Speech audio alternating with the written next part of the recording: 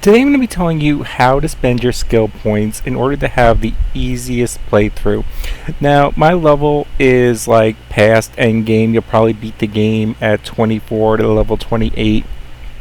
This is also finding everything in the game. I beat the game twice with two different characters. Have another character that's like 28, 29. And I'll get into why exactly I'm telling you to do this order at the end of the video, but I'm also going to give you this order now and once again at the end. So the order that you should spend your skill points is the first 10 in health, the second 5 in reload, the next 10 in health, the next 5 in reload, the next 5 in tactical, the next 5 in critical, the next 5 in body barrier. Now at this point, you're going to increase reload, tactical, and critical based off what you feel you need the most until all of them are 20. Then you will put the body barrier to 20. You can also add a couple of points into the body barrier while you're maxing out the others to 20 if you feel like you're using two augmentations that are really expensive and you're in love with them. You can do that. And lastly, if you're going for endgame and playing after you beat the main campaign, then you will be putting the aim to 20 as well. As you can see, I'm still actually working on doing that. I need 2 more levels to get there. It is a grind, grinding out like the higher XP areas. You're looking at like a good 4 to 5 hours straight annihilating them to get 800,000. So, but the aim is not that important. So getting into why this order, and then after I'm done I will give this order one last time. So the reason for this order is in the beginning of the game all the enemies are pretty basic. They're melee. You don't have a lot of attacks that you have to really dodge.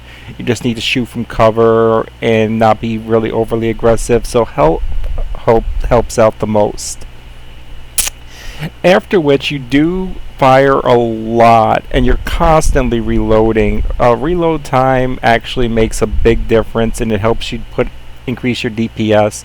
So before even hitting 20 on the health, we're going to put in that 5 in the reload, and immediately after we get our health max we're going to put another 5 into the reload to increase our DPS. Then we're going to be putting 5 into the tactical and then 5 into the critical. Now you can go 5 on the critical first if you don't have any good grenades. If you did happen to pick up a nice one off a drop, then that's why I have the tactical first. Then at this point in the game you are probably going to want a little bit extra on your body barrier. It's not big at the start because the abilities that you're using, you're probably not going to be spamming them. The cooldowns alone are going to really prevent you from spamming them, and you're not going to be able to build up enough where you would actually benefit from having the larger energy pool. So that's why that's late game added on to the build.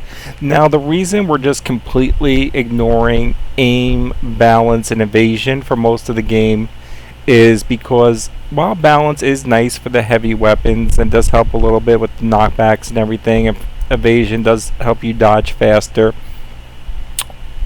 if you had to make a list of the best to worst augmentations, and I'm also going to have that video up in probably tomorrow, the last of the list for the worst augmentations would all be the ones that are associated with frame. So you're not going to be using any of those augmentations unless you're at the beginning of the game and you're not really benefiting from any augmentation whatsoever because you don't have skill points in any category to boost the augmentation. So because regardless of your playstyle you're probably not going to use any of the frame augmentations, that's why you don't want any of the frame bonuses. Also because the other categories are just better for this game.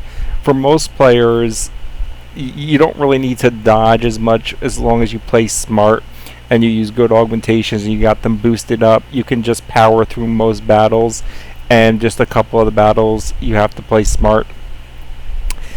And other than that, I'm gonna just list this order one more time. So the first 10 go into health, the next 5 go into reload, the next 10 go into health, the next 5 go into reload, the next 5 go into tactical, the next 5 go into critical, the next 5 go into battery. Then you're going to increase reload, tactical, and critical based off what you feel you need most. Then you're going to put the battery to 20, and then put the aim to 20, which would be basically at the point that you're beating the game to after you beat the game, assuming that you've done all the side missions and collected all the chests and gotten all those icons for the extra skill points. And that is the way you should spend your skill points to have the easiest playthrough. And I'll get that video up tomorrow so you can see all the best augmentations to use and what they look like when you're completely maxed out. I hope that helps.